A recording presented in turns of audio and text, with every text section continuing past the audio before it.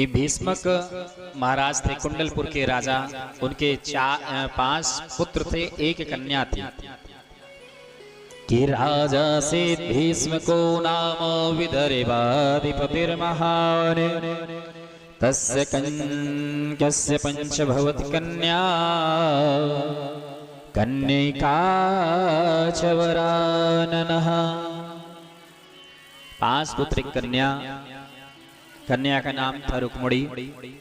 रुक्मणी सयानी हो गई तो विवाह के लिए 5 पुत्रों को बुलाया कि बेटा इनके लिए कहीं वर देखा जाए। कहाँ देखें?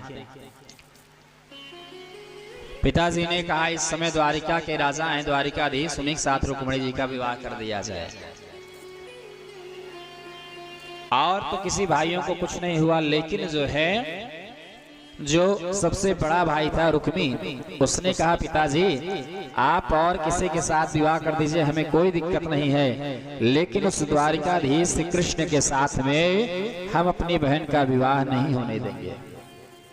तो बोले ठीक है, फिर जो तुम्हारी इच्छा वो करो। और रुक्मी गया। थोड़ी देर बाद आया, बोले परसों बारात आ रही है। अच्छा कौन आ रहा है? बोले सुसुबाल बारात लेकर। अच्छा, तैयारी होने लगी। इधर रुक्मणी जी परेशान, क्या करें? भाभियों के पास में गई, क्या किया जाए?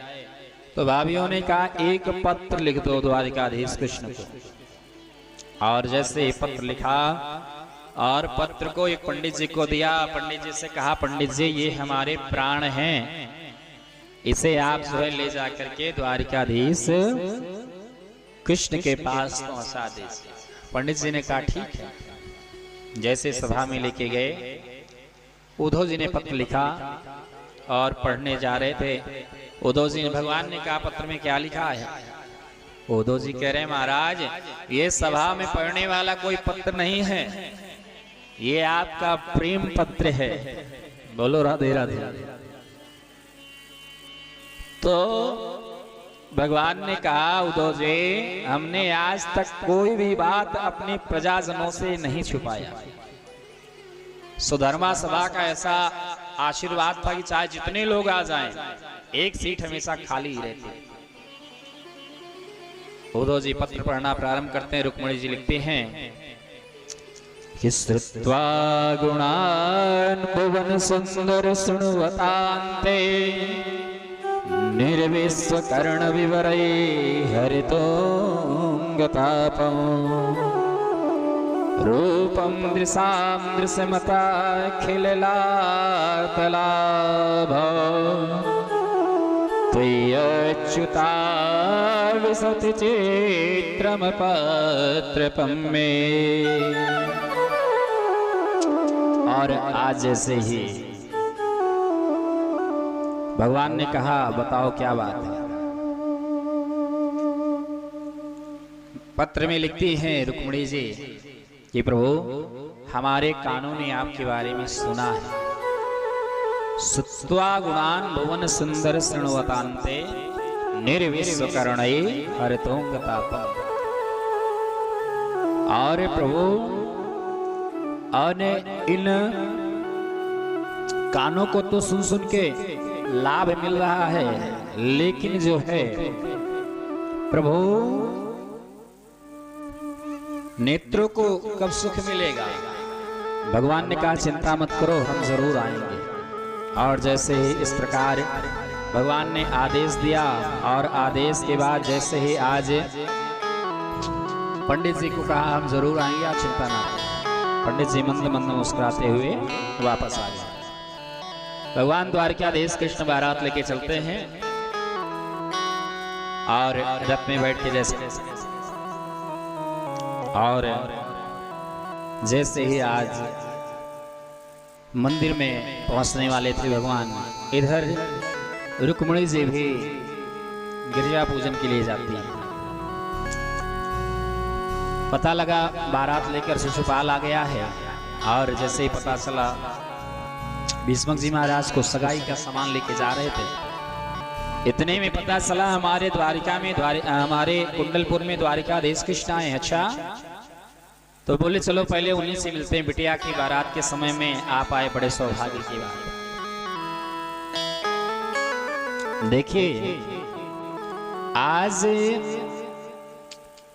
शादी विवाह में चाहे कोई आए या ना आए, लेकिन एक संत को आना बहुत आवश्यक है।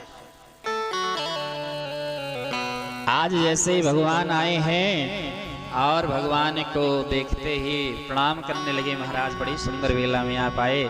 इतने में जो सैनिक लोग सगाई का सामान लिए थे उन्होंने सोचा कि यही दूल्हा सरकार है, सारा का सारा सगाई का सामान उन्हीं के चरणों में चढ़ा दिया।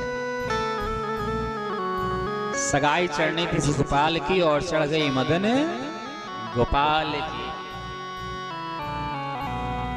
भगवान ने कहा महाराज ये सब क्या जरूरत थी करने की। भीष्मक जी ने कहा गड़बड़ तो हो ही गया है।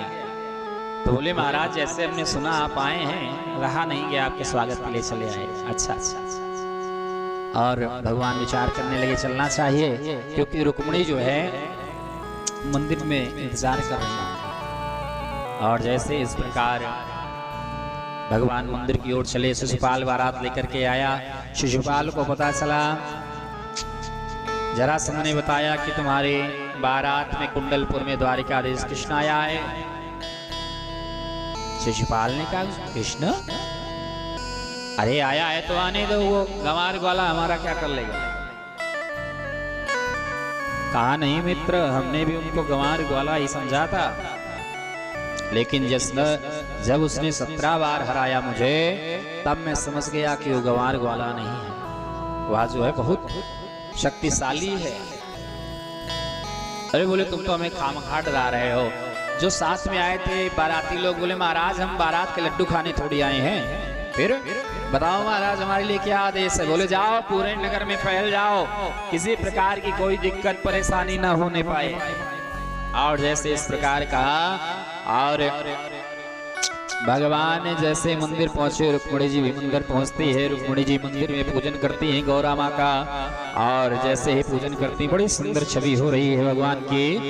आज इधर जैसे ही गौरा माँ का पूजन कर रही हैं, जय जय गिरिवर राज किशोरी, जय जय गिरिवर राज किशोरी, जय महेश मुख चंद्र चकोरी, जय महेश मुख चंद्र चकोरी, जय गज बदने खड़ानन माता, जय गज बदन खड़ानन माता, जगत जननी दामिनी दुख दाता, जगत जननी दामिनी दुख दाता, देवी पूजी पद कमल तुम्हारे, देवी पूजी पद कमल